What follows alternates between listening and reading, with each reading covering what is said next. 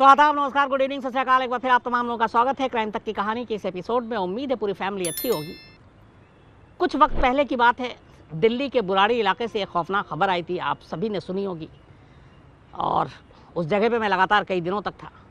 एक ही घर के अंदर 11 लाशें एक साथ बाहर निकले। शायद ऐसी कोई दूसरी मिसाल या ऐसी तस्वीर, ऐसी खौफनाक तस्वीर मैंने अपने करियर में नहीं देखी। उस खुदकुशी की कहानी आपको सुनाई थी मैंने, सामूहिक मास सुसाइड। उस फैमिली में भी तमाम लोग पढ़े लिखे थे। एक लड़की थी जो एमएनसी में काम करती थी, बाकी बच्चे इंग्लिश स्कूल में पढ़ते थे। लेकिन अंधविश्वास, पुनर्जन्म, दूसरी अच्छी ज़िंदगी, ऐसी चीज़ों ने एक हंसते खेलते परिवार को पूरी तरह से बर्बाद कर दिया। अक्सर हम लोग जब इस तरह की खबरें सुनते हैं, अंधविश्वास की या इस तरह की बलि की, तो पहला ख्याल यही आता है कि शायद पढ़ाई लिखाई का ना होना या जानकारी ना होना, नॉलेज ना होना, इसकी वजह हो सकती है, क्योंकि ऐसे लोग जल्दी गुमराह होते हैं। लेकिन उसे आप क्या कहेंगे कि एक शख्स जो केमिस्ट्री में एमफिल, केमिस्ट्री में पीएचडी, गवर्नमेंट स्कूल में वाइस प्रिंसिपल, एक लेडी, एक महिला जो मैथमेटिक्स में गोल्ड मेडलिस्ट, मतलब इतने पढ़े लिखे लोग, साइंस तक में उनका, केमिस्ट्री को अगर हम देखें तो पीएचडी, एमफिल, और अगर वो अंधविश्वास के शिकार हो जाए तो फिर हम क्या कहेंगे? फिर हम उन लोगों के बारे में क्या कहेंगे जिनके बारे में हम अब तक ये कहते आए हैं कि उनको जानकारी नहीं थी, पढ़ाई लिखाई की कमी थी, नॉलेज की कमी थी, शायद इस वजह से इस रास्ते पर चल गए।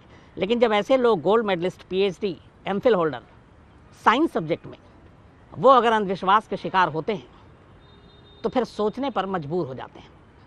आज की कहानी आंध्र प्रदेश के चित्तूर इलाके की है। चित्तूर इलाके में एक जगह है मदनपल्लई, ये वहाँ की कहानी है। कहानी बेहद अफसोसनाक है।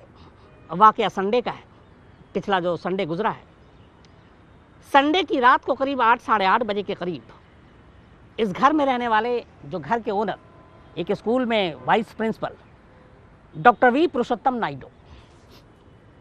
नायडू साहब अपने एक दोस्त को फ़ोन करते हैं और फ़ोन करके कहते हैं कि उनकी जो 2 बेटियां हैं, वो दोनों बेटियां फ़िलहाल इस दुनिया में नहीं हैं और दूसरी दुनिया में चली गई हैं। लेकिन फ़िक्र की बात नहीं है, कल सुबह वो वापस इस दुनिया में लौट आएंगी। अब ये लाइन अगर कोई किसी को बोले तो सामने वाले का चौंकना, सामने वाले का मतलब अजीब एक बिहेवियर सा होगा कि ये क्या बोल रहा है, पता नहीं इसकी दिमागी हालत ठीक है या क्या कर रहा है, मजाक तो कोई कर नहीं सकता इस तरह की। तो डॉक्टर नायडू के उस दोस्त ने जो फ़ोन की दूसरी तरफ था, उसने दोबारा पूछा कि आप बोल क्या रहे हो? तो उन्होंने फिर रिपीट किया कि जो मेरी बेटी हैं दोनों, वो दोनों बेटियां इस वक्त इस दुनिया में नहीं हैं, लेकिन फिक्र मत करो, सुबह दोनों वापस इस दुनिया में लौट आएंगी। अब जब दोबारा यही बात रिपीट की तो डॉक्टर नायडू को दोस्त के लिए फिर शक की कोई गुंजाइश नहीं थी, लेकिन फिर भी लगा कि क्या पता शायद कुछ मजाक कर रहा हो या कोई और बात हो। फ़ोन रखते ही वो भागते हैं डॉक्टर नायडू के घर की तरफ। रात का वक्त था, डॉक्टर नायडू के घर पे पहुंचते हैं, घंटी बजाते हैं, दरवाज़ा खुलता है, डॉक्टर नायडू दरवाज़ा खोलते हैं। बदहवास दोस्त घर के अंदर दाखिल होता है और जब वो अंदर दाखिल होता है और अंदर का जो मंजर देखता है, उसके बाद उसके हाथ पैर फूल जाते हैं।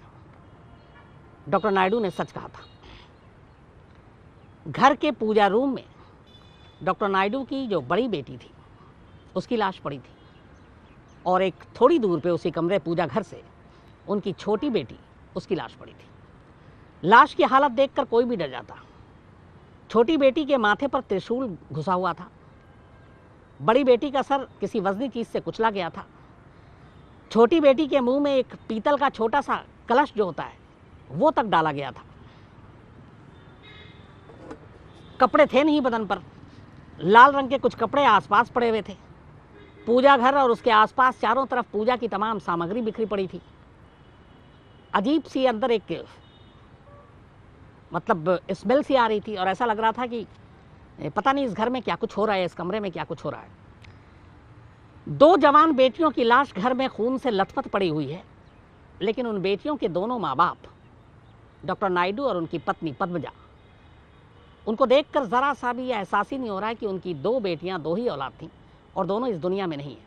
वो बिल्कुल बेफिक्र, इन चीज़ों से अनजान और नॉर्मल बात कर रहे हैं।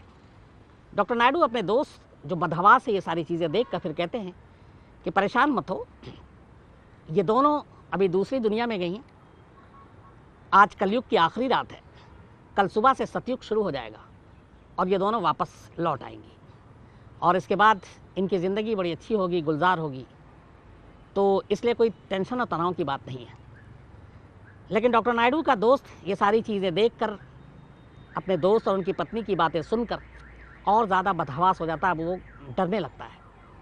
किसी तरह बहाना बनाकर वो घर से भाग निकलता है। बाहर जाते ही सबसे पहले वो नज़दीकी पुलिस स्टेशन जाता है और जाकर पुलिस को सारी कहानी बता देता है।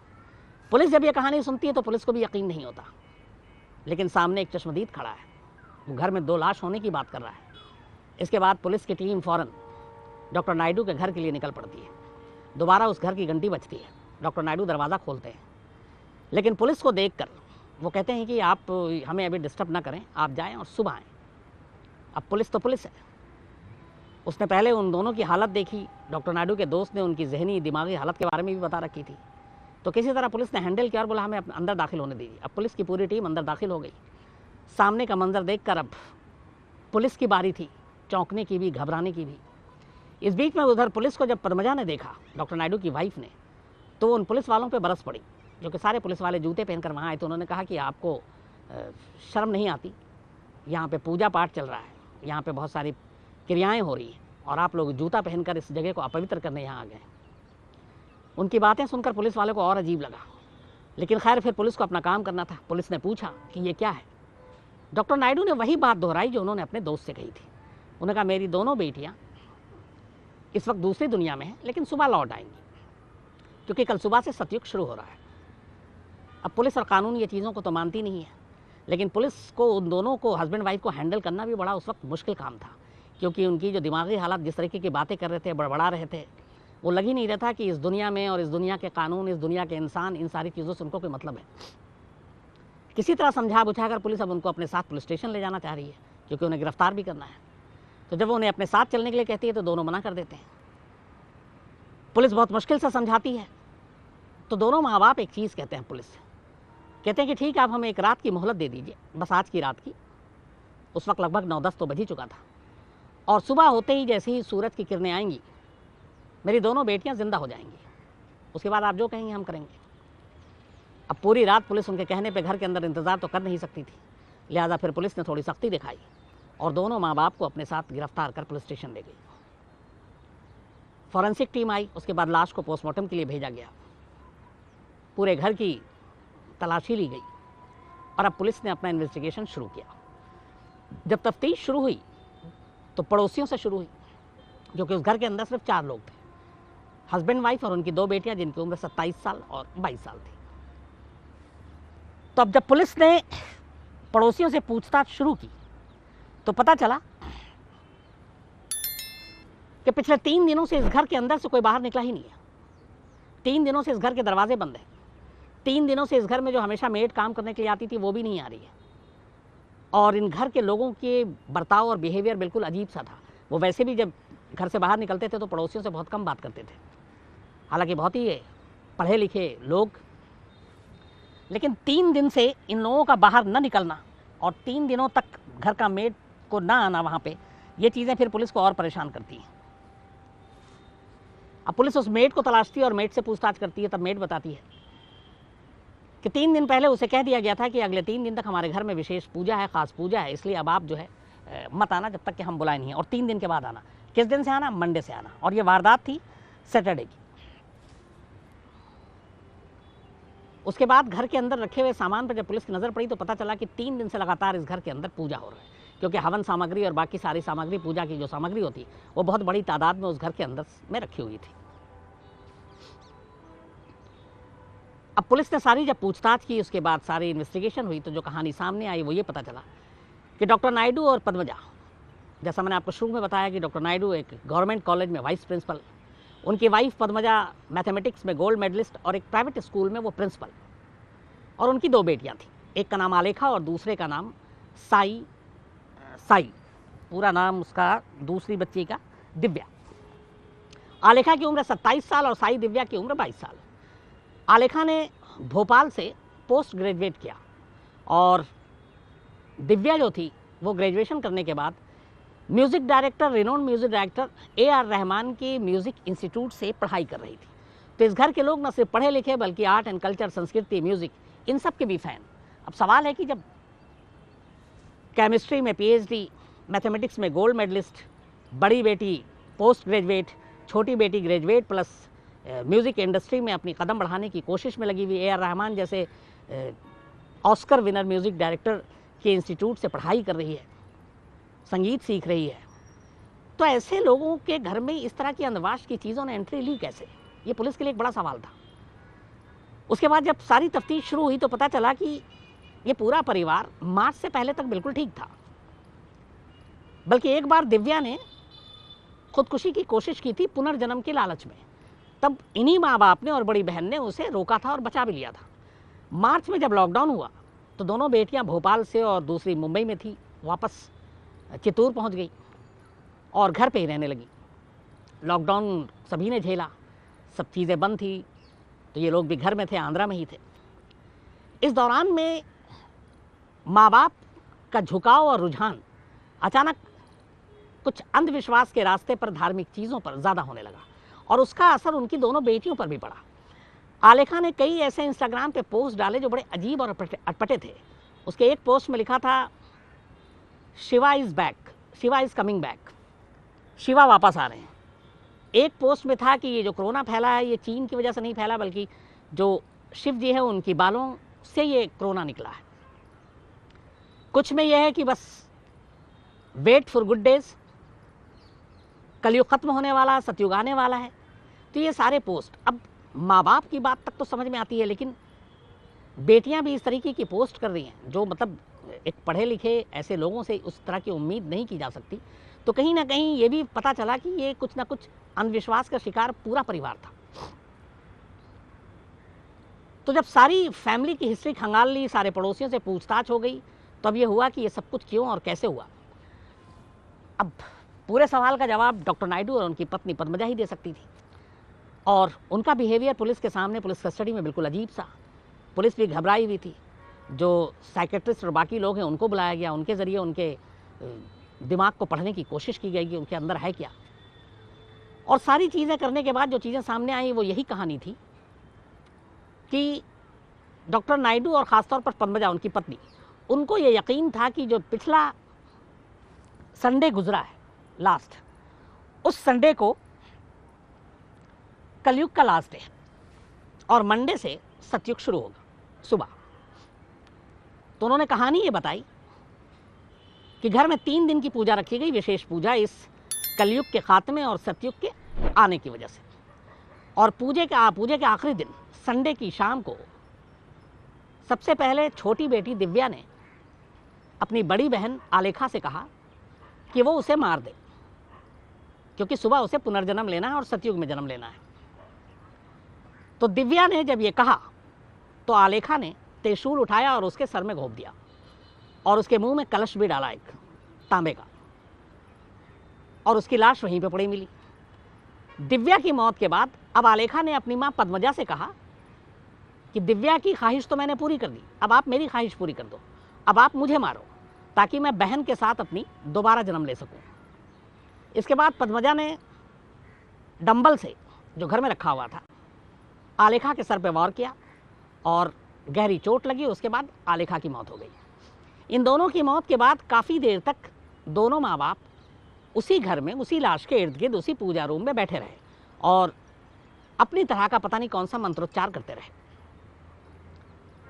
जो पुलिस के पास जानकारी आई वो ये थी कि अब दोनों बेटियां इस दुनिया से जा चुकी थीं और सतयुग में दोनों को वापस आना था अगले कुछ घंटे में, 10-12 घंटे में। तो इनका प्लान ये था कि अब ये एक दूसरे को मारेंगे, मतलब अब माँ बाप भी खुदकुशी करेंगे। अब पद्मजा पहले पति को मारेगी, डॉक्टर नायडू को, या डॉक्टर नायडू पद्मजा को मारेंगे, ये मालूम नहीं। लेकिन इनका स्टेटमेंट ये था माँ बाप का कि जो 2 कत्ल हुए, छोटी बहन को बड़ी ने मारा, बड़ी बहन को माँ ने मारा। पिता का इस कत्ल में कोई रोल नहीं था, लेकिन पिता ये सब कुछ अपनी आंखों के सामने होते हुए देखते रहे और बाद में इन दोनों को मर जाना था। और इनकी सोच ये थी कि इसके बाद ये चारों सोमवार की सुबह सतयुग में जन्म लेंगे और फिर इनकी ज़िंदगी बेहद खुशहाल होगी, कभी कोई तकलीफ़ नहीं होगी, कभी कोई मुसीबत नहीं आएगी और सब कुछ अच्छा अच्छा होगा। बस इसी सोच के साथ माँ बाप ने बेटी को मारा उसके बाद उन्हें मरना था। लेकिन इससे पहले कि अब माँ बाप एक दूसरे को मारते या मरते, डॉक्टर नायडू ने एक कॉल कर दिया अपने दोस्त को, और यहीं पे सारी चीज़ें खुल गई और माँ बाप की एक तरह से जान भी बच गई। डॉक्टर नायडू ने कॉल करके बस जो बताया शुरू में आपको मैंने, कि मेरी दोनों बेटियां अब इस दुनिया में नहीं हैं, लेकिन सुबह इस दुनिया में वापस लौट आएंगी। फिर दोस्त पहुंचता है और देखता है और फिर घर जाता है, पुलिस के पास जाता है फिर, और तब ये कहानी सामने आती है। फिलहाल डॉक्टर नायडू और पद्मजा दोनों पुलिस की हिरासत में हैं। पुलिस साइकोलॉजिकल ऑटोप्सी के ज़रिए उन दोनों को दिमाग को पढ़ने की कोशिश कर रही है। दोनों बेहद पढ़े लिखे होने के बावजूद पुलिस हिरासत में जिस तरीके की बातचीत कर रहे हैं, वहाँ के एसपी ने कहा कि उन्हें भी खुद कंफ्यूज हो जाते हैं कि वो मतलब इन्हें कैसे हैंडल करें। ऐसे लोगों को हैंडल करना बड़ा मुश्किल काम होता है। और दूसरा सबसे बड़ा रिस्क फैक्टर ये होता है कि एक आदमी जिसके मन में ये बैठ गया है कि उसे मरना और पुनर्जन्म लेना और सतयुग में जन्म लेना है, तो उसको अकेला किसी भी पल छोड़ना सबसे ज़्यादा रिस्की होता है। कहीं वो खुद को नुकसान ना पहुँचा ले, खुद को मार ना दे। तो 24 घंटे लगातार पुलिस की निगरानी में इस वक्त दोनों माँ बाप हैं, लेकिन उनकी दिमागी हालत जो है वो बकौल पुलिस स्टेबल नहीं लग रहा है। और अब भी उन्हें उम्मीद है, वो लगातार कई दिनों तक पुलिस के कब्जे में रहने के बावजूद, कि उनकी बेटियां जिंदा हो जाएंगी। बल्कि एक खबर ये भी आई कि उन्होंने पुलिस से कहा, जब उसे पता चला कि अभी तक उनकी दोनों बेटियां नहीं जिंदा हुई, तो उन्होंने कहा कि आप लोगों ने हमारा काम बिगाड़ दिया। अगर एक रात की हमें मोहलत दे देते तो शायद मेरी दोनों बेटियां सुबह जिंदा होती, तो इसकी नौबत नहीं आती। लेकिन एक अंधविश्वास ने, सतयुग और कलयुग के इस खेल ने एक बेहद पढ़े लिखे घराने में 2 कत्ल करवा दिए, और वो भी बड़े विभत्स तरीके से। यहीं पे ये सवाल उठता है जो शुरुआत में फिर मैंने कहा कि ऐसा क्यों होता है कि हम लोग सोचते हैं कि ये सिर्फ पिछड़े इलाकों में कम पढ़े लिखे लोगों के साथ ये चीज़ें होती हैं। जब डॉक्टर नायडू जैसे, जिनके नाम के आगे डॉक्टर लगा क्योंकि वो PhD MPhil है, उनकी वाइफ गोल्ड मेडलिस्ट है, और वो इस तरह की सोच रखती हैं और इस तरह की हरकत कर बैठती हैं। शुरुआत मैंने आपको बुराड़ी में जो बताई थी, इन दोनों कहानियों में कई चीज़ें बड़ी मिलती हैं। बुराड़ी में भी जब ये इंसिडेंट हुआ, उससे पहले लगातार एक महापूजा रखी गई थी, और वो पूजा करीब 3-4 दिन चली थी। और उस पूजा के दौरान घर से निकलने को किसी की इजाज़त नहीं थी। कोई घर वाला बाहर नहीं आता था, ना बाहर वाला कोई घर में दाखिल होता था। यहाँ भी सेम था कि 3 दिन तक ये लोग घर से बाहर नहीं निकले, ना कोई घर के अंदर आया। बुराड़ी में भी पढ़े लिखे लोग थे, यहाँ पे भी पढ़े लिखे लोग थे। बुराड़ी में जो डायरी मिली उसमें भी ये लिखा हुआ था कि दोबारा सबका जन्म होगा। वो उनके चूँकि पिता की मौत हुई थी, पिता फिर मिलेंगे, सब स्वर्ग के दीदार करेंगे, उसके बाद लौट आएंगे, सब अच्छा अच्छा होगा।